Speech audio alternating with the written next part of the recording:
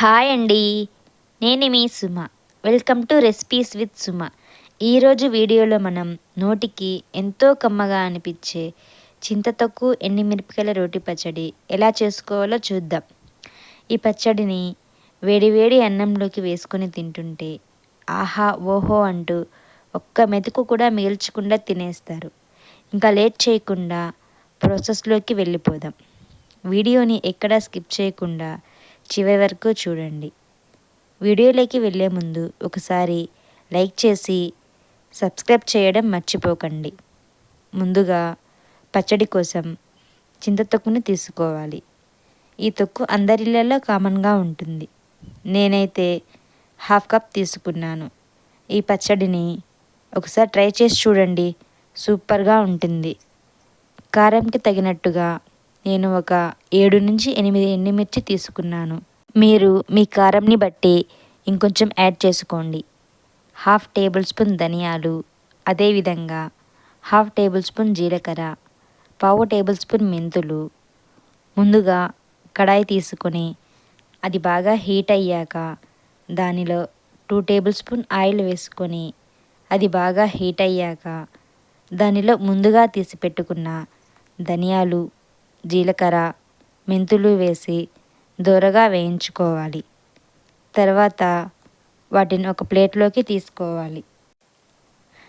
తర్వాత ముందుగా ఒలిచి పెట్టుకున్న ఎండుమిర్చిని వేసి వేయించుకోవాలి. తర్వాత మనం ముందుగా వేయించుకున్న జీలకర్ర, ధనియాలు, మెంతుల్ని రోటిలో వేసుకొని తగినంత ఉప్పు వేసుకొని మెత్తగా దంచుకోవాలి.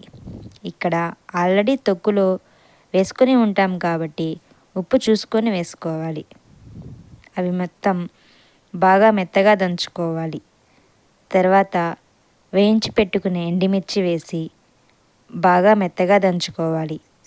దీనిలో ముందుగా తీసి పెట్టుకున్న చింతతొక్కుని వేసి బాగా కలిసేలాగా బాగా దంచుకోవాలి. అది మొత్తం బాగా కలిసాక పచ్చడి కన్సిస్టెన్సీకి తగ్గట్టు కొంచెం వాటర్ వేసుకోవాలి. ఈ కన్సిస్టెన్సీ వచ్చేలా దంచుకోవాలి. చూసారు కదా మొత్తం ఎంత బాగా కలిసిందో. దీన్ని మొత్తం ఒక బౌల్లోకి వేసుకోవాలి. తర్వాత పోపు కోసం పోపు దినుసులు 2 ఎండుమిర్చి, 3 నుంచి 4 వెల్లుల్లి, 2 కరివేపాకు రెమ్మలు తీసుకోవాలి. తర్వాత అదే కడాయి పెట్టుకొని దానిలో 2 టేబుల్ స్పూన్ ఆయిల్ వేసుకోవాలి. ఆయిల్ బాగా హీట్ అయ్యాక దానిలో ముందుగా తీసుకున్న పోపు దినుసులు, కచ్చాపచ్చాగా దంచుకున్న వెల్లుల్లి, ఎండుమిరపకాయలు ఇలా తుంచి వేసుకోవాలి. దానిలోనే 2 రెమ్మల కరివేపాకు వేసుకోవాలి. వెల్లుల్లి, కరివేపాకు వేయడం వలన పచ్చడికి మంచి టేస్ట్ వస్తుంది. దానిలో ముందుగా మనం దంచిపెట్టుకున్న ఎండుమిర్చి, చింతతొక్కు పచ్చడిని వేసి పచ్చివాసన పోయి ఆయిల్ సపరేట్ అయ్యే వరకు ఉంచుకోవాలి. అంతే అండి, స్టవ్ ఆఫ్ చేసుకొని సర్వ్ చేసుకోవడమే. చూశారు కదా, చూస్తుంటేనే నోట నీళ్ళూరుతున్నాయి. దీనిని వేడివేడి అన్నంలోకి వేసుకొని తింటుంటే ఇంకా ఇంకా తినాలనిపిస్తుంది. ఎప్పుడైనా మీకు కూరలు బోర్ కొడితే ఇలా పచ్చడి చేసుకొని తినండి. ఒక్క మెతుకు కూడా మిగిల్చకుండా తినేస్తారు. ఈ పచ్చడి మీరు కూడా ట్రై చేసి మీకు ఎలా వచ్చిందో కమెంట్ బాక్స్లో పెట్టడం మర్చిపోకండి.